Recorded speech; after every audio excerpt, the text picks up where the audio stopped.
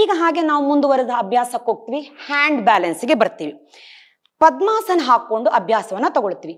ಉತ್ತಿತ ಪದ್ಮಾಸನ ಅಂತ. ಉತ್ತಿತ ಅಂದ್ರೆ ಎತ್ತಿದ ಅಂತ ಅರ್ಥ. ಎತ್ತಿದ ಪದ್ಮಾಸನ ಸ್ಥಿತಿಯನ್ನ ನಿಲ್ಲಿಸ್ಕೊಳ್ತೀವಿ ಆಡ್ಸದೆ. ಸೊ ಉತ್ತಿತ ಪದ್ಮಾಸನಕ್ಕೆ ಮೊದಲಿಗೆ ಕಾಲುಗಳಲ್ಲಿ ಪದ್ಮಾಸನವನ್ನ ಹಾಕೊಳ್ಳೋಣ. ಒಂದೊಂದೇ ಪಾದವನ್ನು ಎತ್ತಿ ವಿರುದ್ಧ ತೊಡೆಯ ಮೇಲೆ. ಪದ್ಮಾಸನ ಹೇಗೆ ಹಾಕೋದಂತ ಈ ಮುಂಚಿನ ಸಂಚಿಕೆಯಲ್ಲಿ ಕಲ್ತ್ಕೊಂಡಿದೀವಿ ನಾವು. ಪದ್ಮಾಸನ ಸ್ಥಿತಿಯಲ್ಲಿ ಎರಡೂ ಕೈಯನ್ನ ತೊಡೆ ಅಕ್ಕಪಕ್ಕ ನೆಲಕ್ಕೆ ಉರಿ ಶರೀರವನ್ನ ಲಿಫ್ಟ್ ಮಾಡೋದು, ಎಷ್ಟೊತ್ತಾಗುತ್ತೋ ಅಷ್ಟೊತ್ತು ಇರಿಸ್ಕೊಳ್ಳೋದು, ಮತ್ತೆ ಡ್ರಾಪ್ ಮಾಡೋದು. ಈಗ ಎತ್ತೋದು ಇಳಿಸೋದು, ಎತ್ತುತ್ತಾ ಹೋಗೋದು ಇಳಿಸ್ತಾ ಹೋಗೋದು, ಇಷ್ಟೇ ಮಾಡೋದಾಗಿರುತ್ತೆ. ನಿಲ್ಲಿಸ್ಕೊಳ್ಳೋಕ್ಕೆ ಪ್ರಯತ್ನ ಮಾಡಬೇಕು. Hand balance. ಸೊ ಕೈ ಸ್ಟ್ರೆಂಥನಿಂಗ್ ಆಗ್ತಾ ಹೋಗುತ್ತೆ, ಆರ್ಮ್ಸ್ ಗಟ್ಟಿ ಆಗ್ತಾ ಹೋಗುತ್ತೆ ನಮ್ಗೆ ಈ ಅಭ್ಯಾಸದಿಂದ.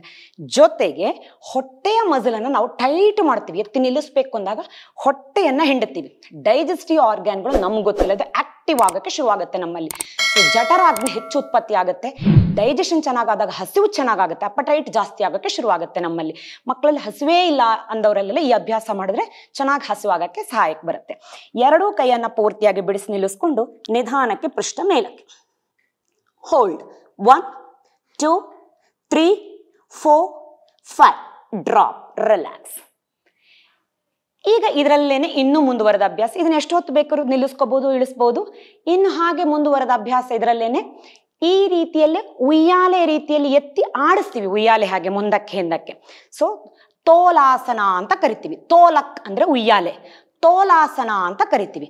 ಈಗ ಅದೇ ರೀತಿ ಇದು ತುಂಬಾ ಇಷ್ಟಪಟ್ಟು ಮಕ್ಕಳು ಮಾಡುವಂತ ಅಭ್ಯಾಸ. ಉಯ್ಯಾಲೆ ರೀತಿ ಶರೀರವನ್ನ ತೂಗಿಸೋದು. ಅವ್ರು ಲೈಟ್ ವೈಟ್ ಇದ್ದ ಮಕ್ಕಳಿಗಂತೂ ಬಹಳ ಸುಲಭವಾಗಿ ತೂಗ್ಸಕ್ಕೆ ಆಗತ್ತೆ. ಸೊ ಕೈಯನ್ನ ನೆಲಕ್ಕೆ ಇಟ್ಕೊಂಡಿರ್ತೀವಿ, ಅದೇ ರೀತಿ ಶರೀರ ಎತ್ಕೊಳ್ತೀವಿ. ಮುಂದಕ್ಕೆ ಹಿಂದಕ್ಕೆ ಮುಂದಕ್ಕೆ ಹಿಂದಕ್ಕೆ ಸ್ವಲ್ಪ ಮಟ್ಟಿಗೆ, ತುಂಬಾ ಅಲ್ಲ, ತುಂಬಾ ಆಡಿಸಿದ್ರಿಂದ ಬ್ಯಾಲೆನ್ಸ್ ತಪ್ಪುತ್ತೆ. ಕಣ್ಣು ತೆರೆದೇ ಮಾಡಬೇಕು ಬ್ಯಾಲೆನ್ಸ್ ಮಾಡೋದ್ರಿಂದ.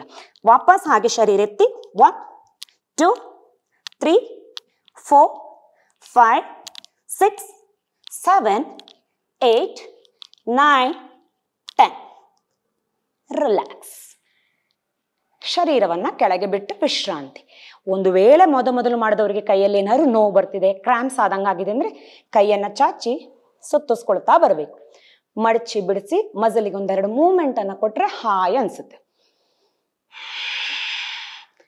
ಈಗ ಒಂದೊಂದಾಗಿ ಉಸಿರಾಟ ಜೊತೆಗೆ ಕಾಲುಗಳನ್ನ ಬಿಡಿಸಿ ಚಾಚ್ಕೊಳ್ತಾ ಬರಬೇಕು.